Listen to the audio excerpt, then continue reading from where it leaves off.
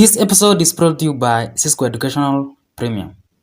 The gravitational pull of a neutron star is remarkably potent as well. Dropping an object from 1 meter above its surface would cause it to hit the star in 1 microsecond and accelerate to a velocity of 7.2 million kilometers per hour. The surface of a neutron star displays an exceptional flatness with irregularities not surpassing 5 millimeters. It possesses an extremely thin atmosphere of hot plasma. The neutron star surface reaches approximately 1 million Kelvin, contrasting with our star temperature of 5,800 Kelvin. The crust is incredibly solid and likely composed of iron atom nuclei lattice and dispersed with a sea of electrons. As we approach the core, the number of neutrons increase while protons decrease, eventually resulting in an immense mixture of indistinguishable neutrons. The core of neutron stars remains enigmatic and mysterious. Although we haven't fully grasped their properties, the prevailing belief suggests that they may be composed of superfluid neutron degenerate matter, or an ultra-dense quark matter called quark-gluon plasma. These peculiar states of matter defy conventional understanding and can only thrive in ultra-extreme environments. In many aspects, a neutron star bears resemblance to a colossal atomic nucleus, distinguished mainly by the forces binding them together. Atomic cores are governed by strong interaction, while neutron stars are governed by gravity. If it weren't already extreme enough, let's explore some other attributes. Neutron star exhibits incredible fast rotation, with young ones spinning several times per second. If a nearby star is unfortunate enough to be captured by neutron star gravitational pull, it can accelerate its rotation to several hundred times per second. As in the case of PSR J1748244-6D, which spins at an approximately 252 million kilometers per hour. This rapid rotation leads to a peculiar star-shaped. We designate these objects as pulsars due to their emission of strong radio signals. Additionally, the magnetic field of a neutron star is approximately 8 trillion times stronger than Earth's magnetic field. This magnetic force is so potent that it bends the path of atoms as they come under its influence. The observable universe, with its vastness, is hard to grasp, and according to certain theories, it may be relatively insignificant.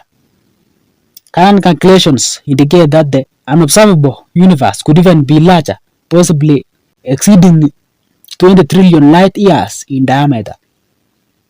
Despite its enormity, much of it might be empty, similar to the scarcity of observable universe. Matter composed of countless atoms is incredibly small, beyond the resolutions of our most advanced microscopes. Scientific evidence confirms the existence of atoms consisting of subatomic particles like protons, neutrons, electrons, and quarks. Astonishingly, there are theories suggesting that everything, including humans and entire observable and unobservable universe, could be akin to an atom in a grand reality.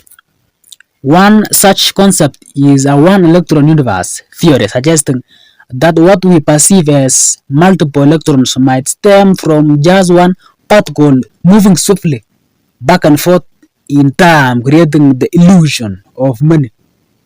Speed mirage. Thinking loudly again. Although this theory lacks scientific support, it serves as a starting point for other similar ideas with more backing. A more mainstream variation is rooted in the multiverse theory, proposing that All atoms, electrons, and properties of matter in our universe could be equivalent to an atom in a larger universe. This idea has been explored in science fiction, where our universe is seen as a mere speck in a higher plane of existence, or where each atom within us contains all other existences. Infinity plays a vital role in these concepts, suggesting that no matter how vast our universe is, if the multiverse theory holds, there could be infinitely larger universes, making us appear subatomic from their perspective. Observing the universe, we see how tiny subatomic universes come together to form increasingly larger structures from celestial objects to complex organisms. This leads to the question on whether the universe itself could be part of something greater. The blurring of micro and macro levels cannot be disregarded until we have a comprehensive theory of everything. This will unify quantum and classical physics. According to the popular theory of the universe creation, it began as an infinitely dense singularity before expanding through the Big Bang, implying that everything we know was once inconceivably small. However, it is important to note that the initial singularity contained the necessary components for the formation of atoms, distinguishing it from an actual atom. Although these ideas challenge our understanding of reality, they serve as thought experiments to contemplate our place in the vast cosmos. While they might be mind-boggling, they do not diminish the wonder and significance of our existence. String theory is considered one of the most leading contenders for the theory of everything, aiming to understand the true nature of reality. In this theory, atoms are not depicted as spherical objects, but rather as string-like structures that vibrate, responsible for all interactions of the universe, including the laws of physics, gravity, and quantum mechanics. However, string theory faces challenges, particularly concerning dark energy, which constitute a significant portion of the universe. Most string theory models struggle to explain the dominance of dark energy compared to observable universe and compared to observable matter.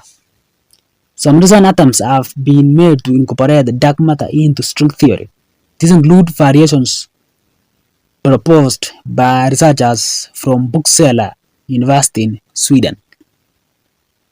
This variation suggests that our universe exists on an edge of constantly expanding bubble where everything we know is merely a small component of something much larger.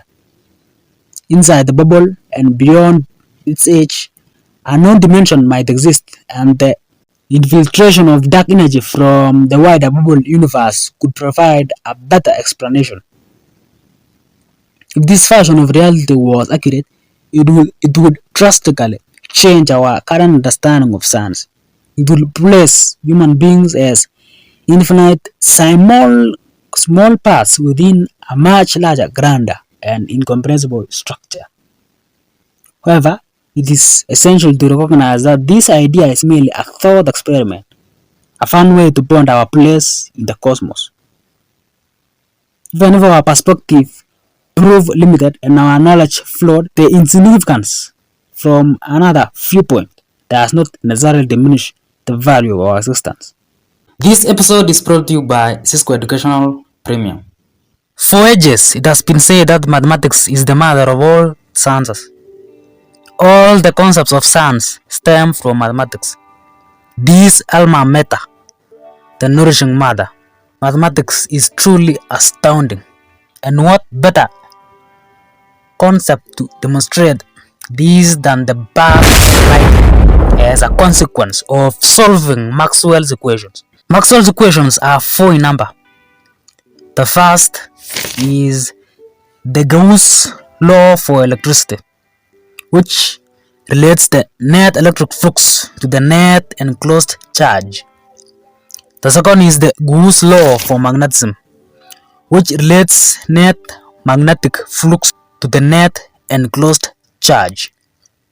The third is the Faraday's law, which relates induced electric field to the changing magnetic flux. And the last but not the least is the Ampere Maxwell law, which relates induced magnetic field to the changing electric flux and to the current. But wait, Caleb. What they call Maxwell's equation again? That's a story for another day. Now, the real deal. This is a math show. We're not going to just make sense of statements, but crucially piece together reality from numbers, from mathematics. No shortcuts. These are Maxwell's equations in their differential form. In a vacuum, when there are no electric charges and currents, our Maxwell's equations will evolve to as shown. Our equations are now simpler. The first and the second equations are the divergence of electric and magnetic fields. These two are telling us that if there are no charges present to create magnetic and electric field lines or terminate them, there will be no divergence. The fields will be continuous. They will not start or end. Astonishingly, Maxwell's equations, even in completely empty space, can define and allow the existence of magnetic and electric fields. The other two equations deals with how these continuous electric and magnetic fields behave. The third tells us that the electric field can be created by firings of magnetic fields in the vicinity. Same as the third, the fourth equation tells us that we can get some magnetic fields in the vicinity by firings of magnetic fields. Both of these fields must be at right angles to one another for one of these fields to generate the other. Say in the third equation as shown, remember mathematically, the left hand side of this equation, del cross E, we are taking the curl of this. We are taking the cross product. Any factors within the cross product will always be completely at right angles to the resultant factors, which in our case is the magnetic field.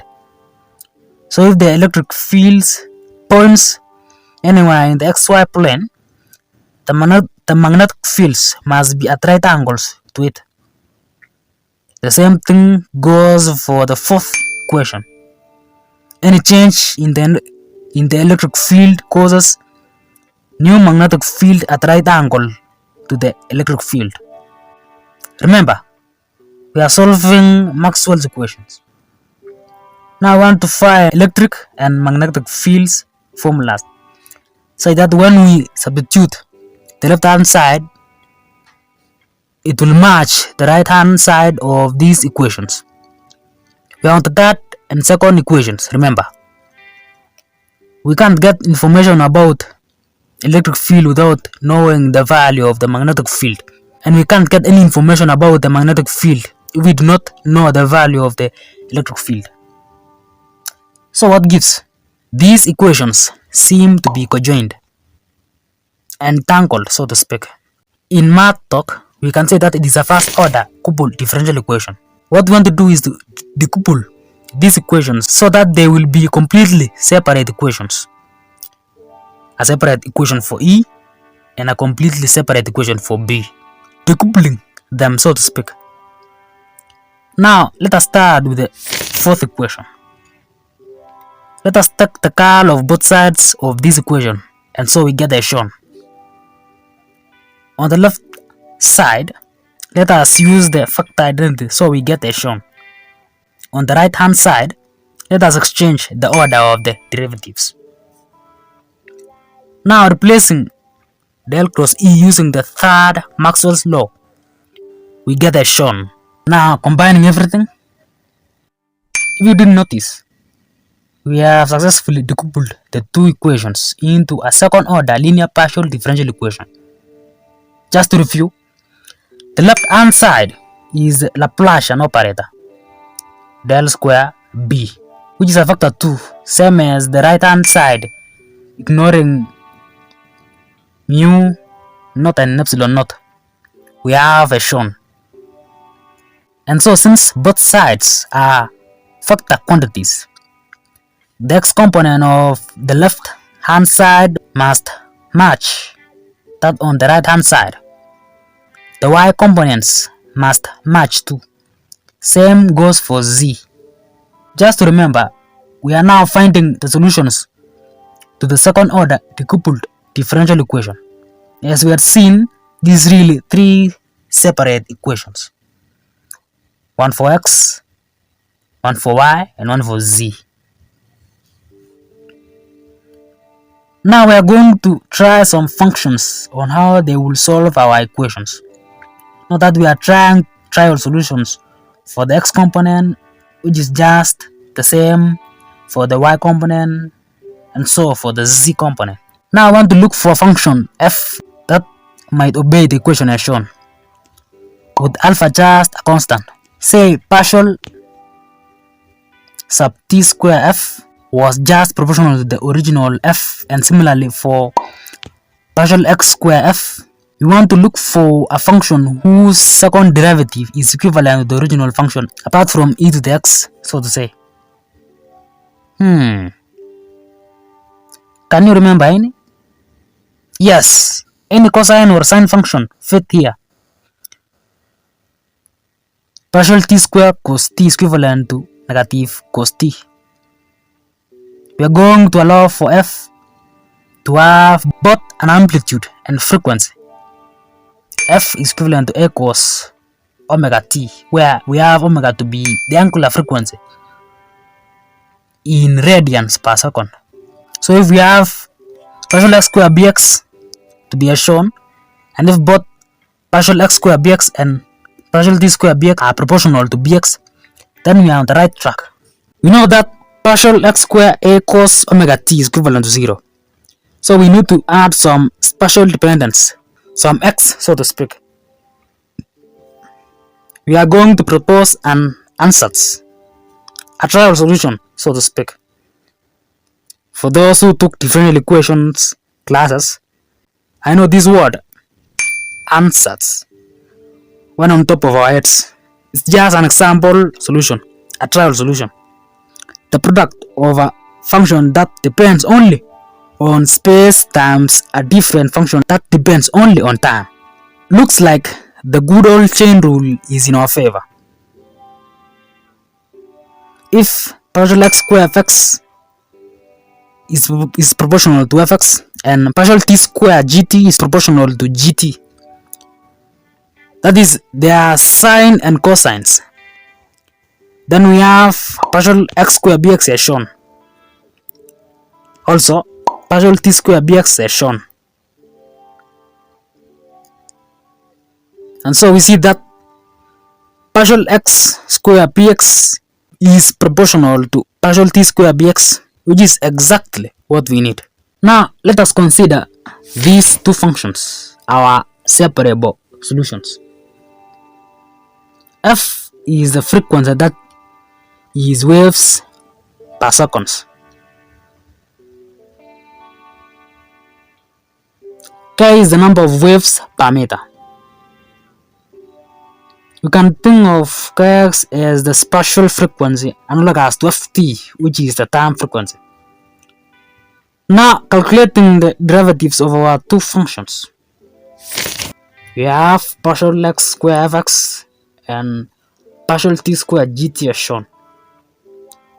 And so if our magnetic field is expressed as bxxt as shown, provided by our ansatz, then we have partial x square bx and partial t square bx as shown. But let's just check. Our guess bxxt is as shown, with partial x square bx to be as shown. So it's okay. And so now we need to ask ourselves, does this obey the second order linear partial differential equation resulting from Maxwell's equations? Is partial x square bx as shown?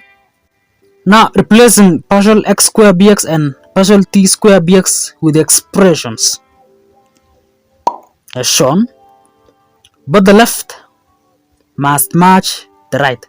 So cancelling terms we get as shown. And so the question we need to ask, does our ratio match the actual numbers of mu naught, epsilon naught, and the units? Then those are the exact function that are gonna solve Maxwell's equations. Now let us just look at the units of the ratio f on k as shown. This means that our f on k represents a velocity. Isn't it incredible?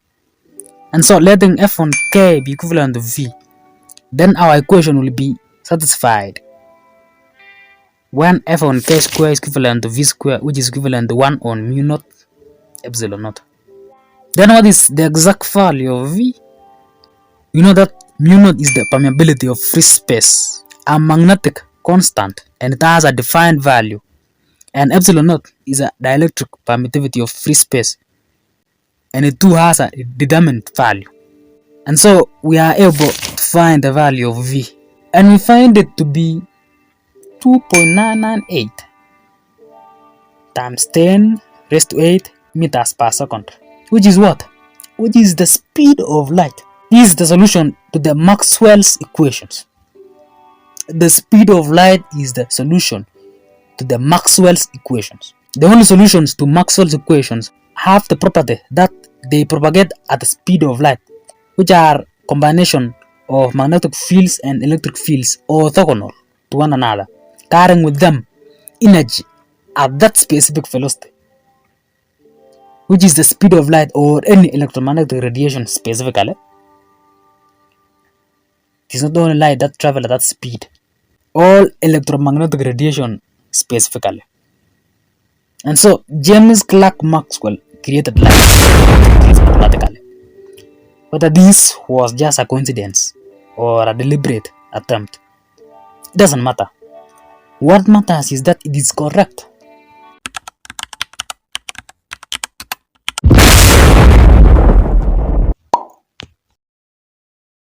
This episode is brought to you by Cisco Educational Premium. Did you know that Planck units are units of measurement? In particle physics and physical cosmology, Planck units are a set of units of measurement defined exclusively in terms of 4 universal physical constants, in such a manner that these physical constants take on the numerical value of 1 when expressed in terms of these units. Originally proposed in 1809 by German physicist Max Planck. These units are a system of natural units because their definition is based on properties of nature, more specifically the properties of free space, rather than a choice of prototype object. They are relevant in research on unified theories such as quantum gravity. The term Planck scale refers to quantities of space-time energy and other units that are similar in magnitude to corresponding Planck units.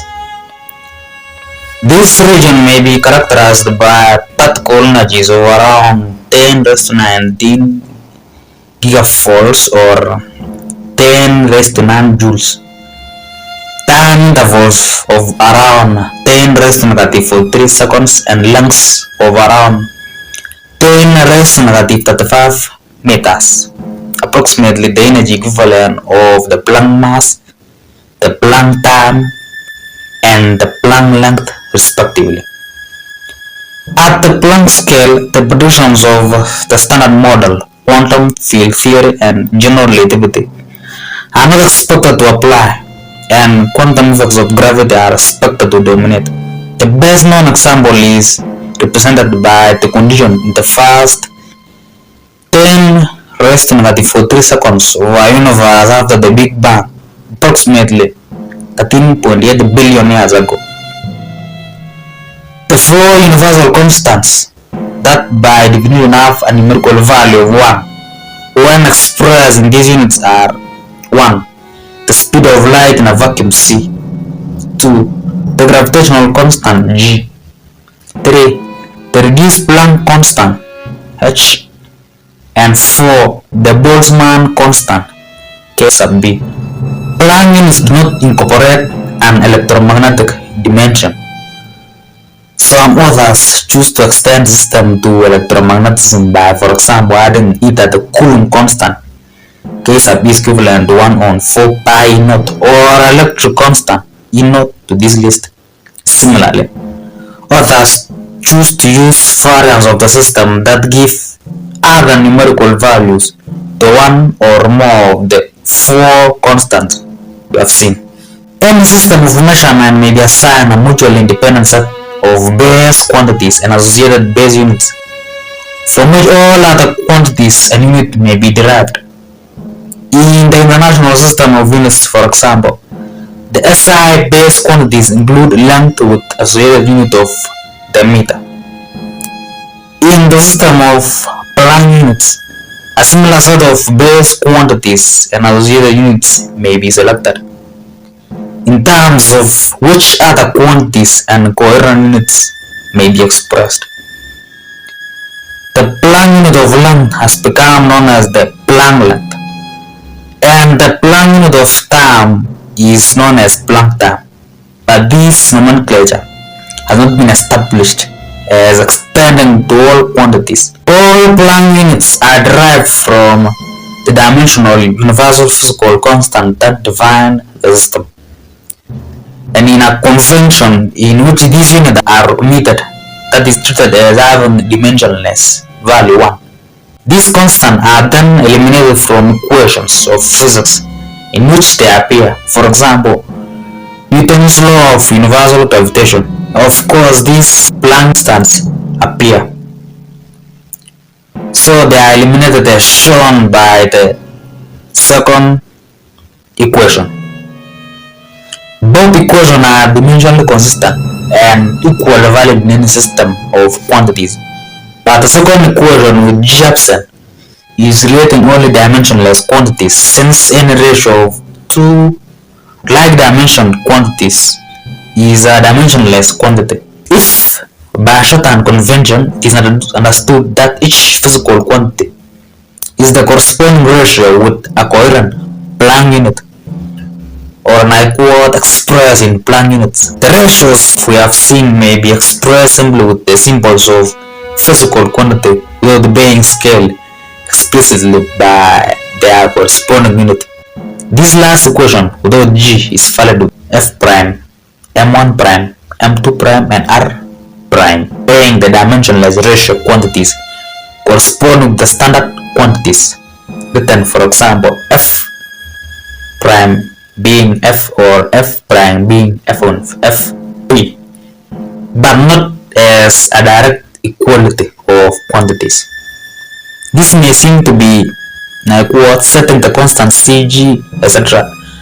to 1 if the correspondence of the quantities is thought of as equality. For this reason, Planck or other natural units should be employed with care, referring G is equivalent to C is equivalent to 1.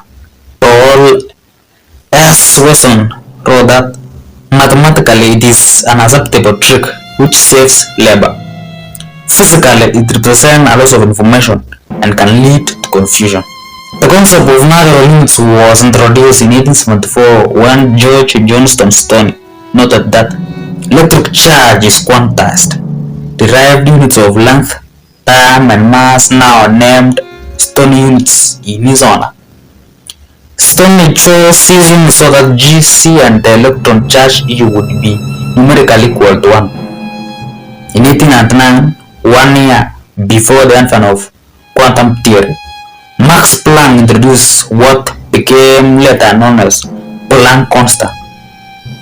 At the end of the paper, he proposed the base units that were later named in his honor. The Planck units are based on the quantum of action, now usually known as the Planck constant, which appear in the Wien approximation for black body radiation. Planck underlined the universality of the new unit system, writing, "It is possible to set up units for length, mass, time, and temperature, which are independent of special bodies or substances. necessarily retaining their meaning for all times and for all civilizations, including extraterrestrial and human ones, which can be called natural units of measure. Planck considered only the units based on the universal constants GH, C and KB to arrive at natural units for length, time, mass and temperature. These definitions differ from the modern ones by a factor of root 2 pi because the modern definitions use reduced Planck's constant rather than Planck constant. Unlike the case with the International System of Units, there is no official unit that establishes a definition of a Planck unit system. Some authors define the base Planck units to be those of mass, length, and time. Regarding an additional unit for temperature to be redundant, other tabulations add, in addition to a unit of temperature, a unit for electric charge, so that either the Coulomb constant Ke or the vacuum permittivity E0 is normalized to 1. Thus, depending on the author's choice, this charge unit is given. Some of these tabulations also replace mass with energy when doing so. The Planck charge, as well as other electromagnetic units that can be defined like resistance and magnetic flux, are more difficult to interpret than Planck's original units and are used less frequently. In SI units, the values of CH, E and KB are exact, and the values of E0 and G in SI units respectively have relative uncertainties of 1.5 times 10 raised to negative 10 and 2.2 times 10 raised to negative 5.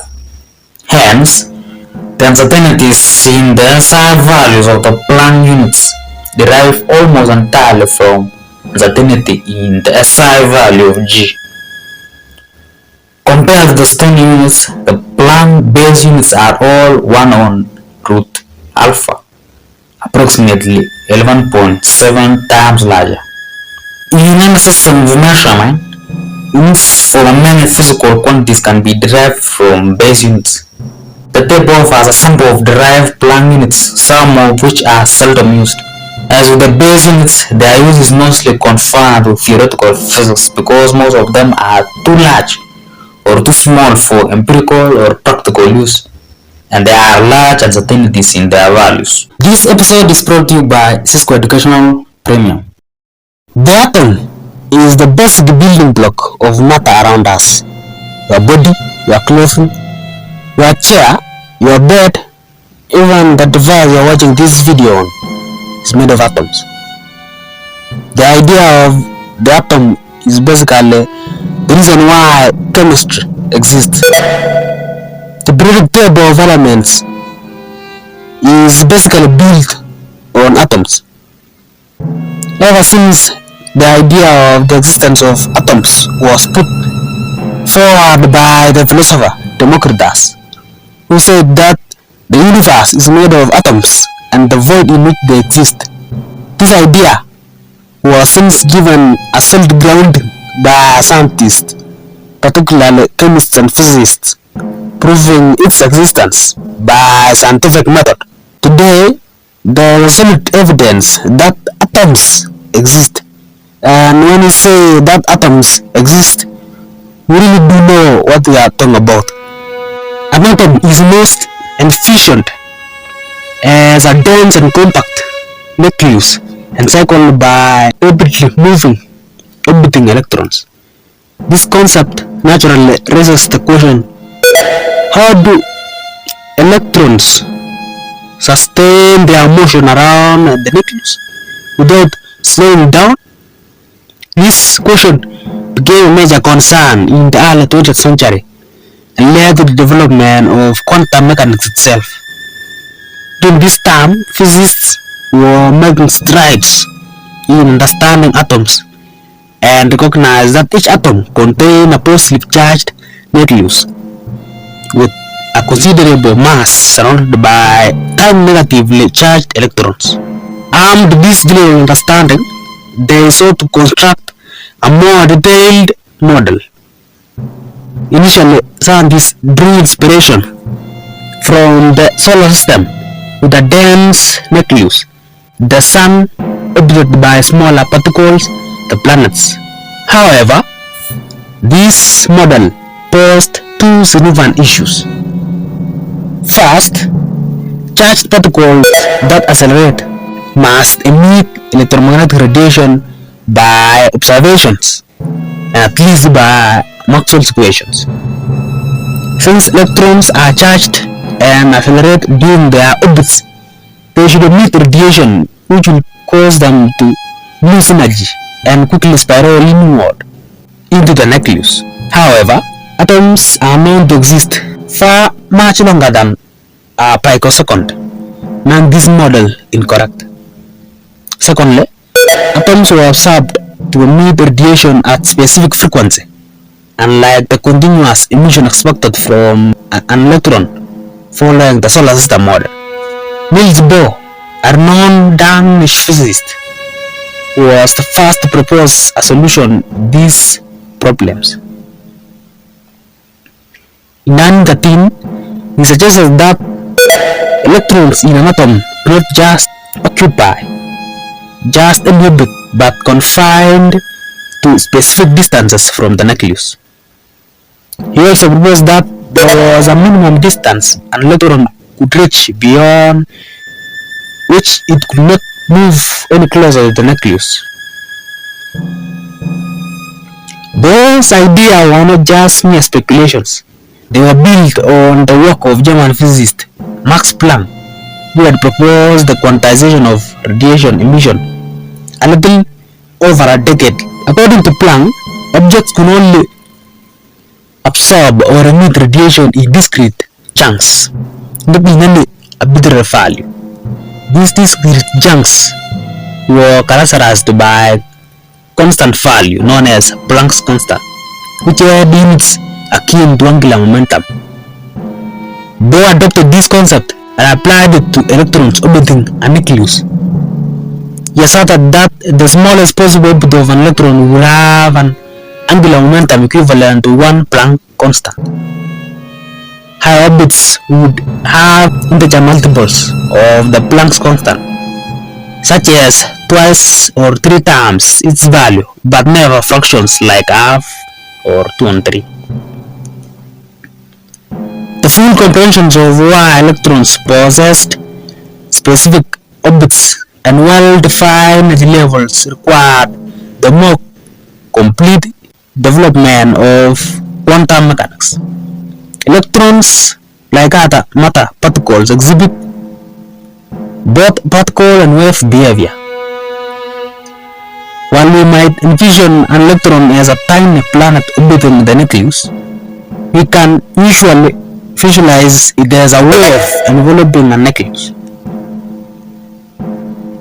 Waves confined within a limited space must adhere to specific rules. They cannot have arbitrary wavelengths. Instead, they must consist of standing waves that fit precisely within the space. This analogous to playing a musical instrument. When you fix the ends of a guitar string, only specific wavelengths produce distinct notes. Similarly, the electron wave circling a nucleus must fit the available space, and the nearest orbit is determined by first standing wave of that electron. Future advances in quantum mechanics would continue refining this model, but the fundamental point remains unchanged. An electron cannot approach the nucleus any closer due to its inherent quantum mechanical constraints, which prevent it from occupying smaller space. However, an entirely different approach to understand this situation does not rely on quantum mechanics at all. Instead, it considers the various energies involved. An electron in orbit around the nucleus experiences electrical attraction towards the nucleus, constantly being pulled closer. At the same time, it possesses kinetic energy trying to propel it away from the nucleus. For a stable atom, these two forces are in equilibrium. In fact, the total energy of an electron in orbit, which combines its potential and kinetic energies, is negative. Consequently, adding energy to the atom is necessary to remove an electron. This concept parallels the behavior of planets orbiting the Sun. To remove the planet from the solar system, energy must be added to the system. One way to envision this scenario is to picture an electron falling inwards towards the nucleus due to the attractive electric charge. However, because of the principle of quantum mechanics, the electron can never reach the nucleus, becoming perpetually in a stable orbit.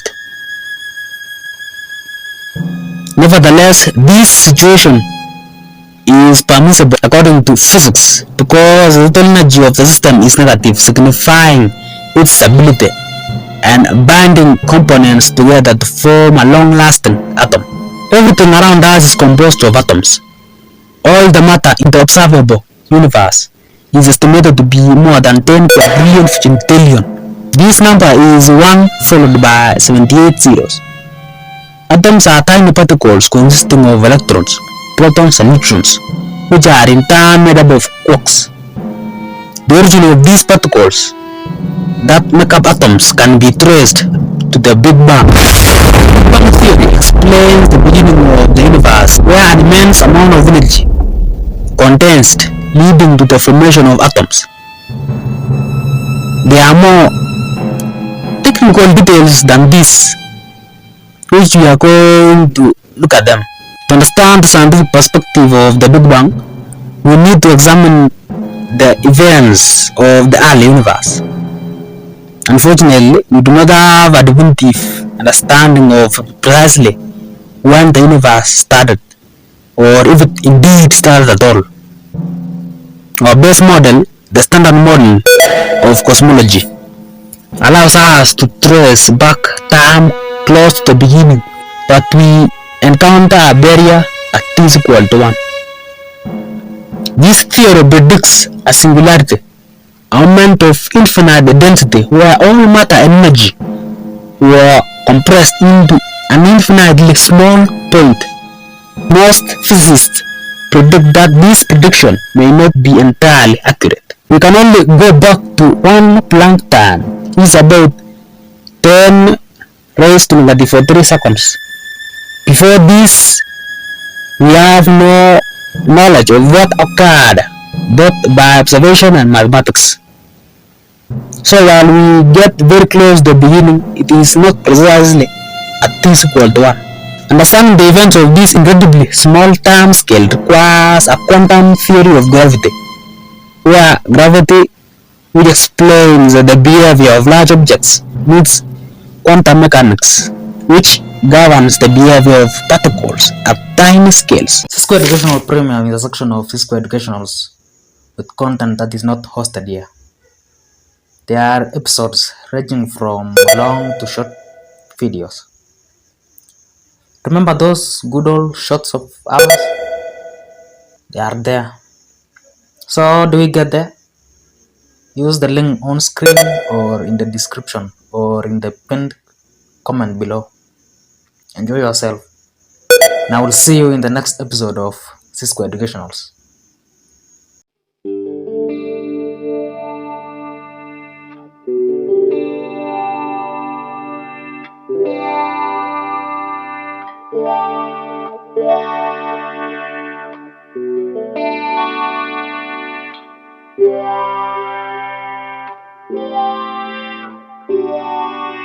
Yeah.